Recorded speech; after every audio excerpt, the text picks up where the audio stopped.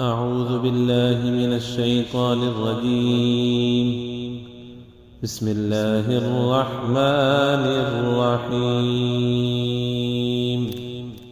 إذا جاء نصر الله والفتح ورأيت الناس يدخلون في دين الله أفواجا فسبح بحمد ربك واستغفره إنه كان توابا.